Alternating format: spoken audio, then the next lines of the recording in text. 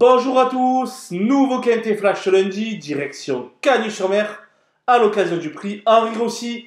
16 galopeurs âgés de 5 ans et plus vont s'affronter sur les 2000 mètres de la piste en sable fibré. Ils sont nombreux à avoir déjà brillé sur ce tracé et le parcours fera certainement la différence et déterminera leur classement final. Et on voit ça tout de suite avec mon analyse.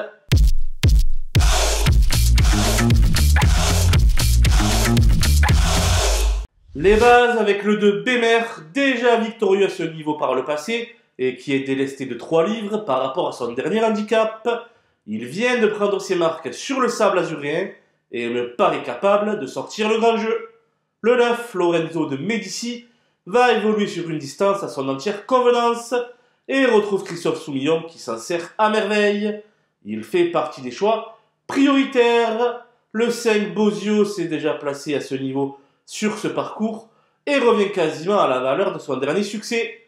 Il n'a pas si mal couru que cela en dernier lieu et devrait montrer un tout autre visage.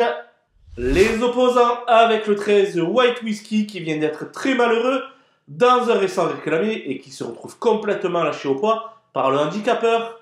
Attention, car à l'aide d'un bon parcours, il peut tous les croiser. Le 12 Noce d'Argent vient de s'imposer très plaisamment sur le parcours du jour, mais devra surmonter 6 livres de pénalité. Cela fait bien longtemps qu'il n'a pas évolué à une valeur aussi haute, mais sa forme est homofixe. L'As Célestin est lui aussi au top de sa condition physique actuellement. Il devra porter une lourde charge, mais il est impossible de faire fi de ses chances. L'expérimenté Kochenko, le numéro 16, a montré du mieux en dernier lieu. Il sait lire et écrire, et s'il prend les bons wagons, il devrait se mêler à la lutte pour les places.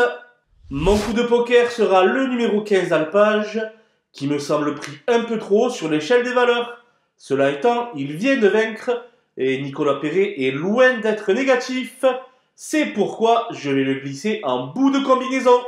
Les outsiders avec le 3 Swiss Bank, qui n'a jamais été vu en compétition, a une valeur aussi haute, mais il marche sur l'eau actuellement. C'est peut-être le bon moment pour repousser ses limites. Le 4 Saint-Hélier vient de très bien se comporter dans une récente listed disputée sur ce parcours.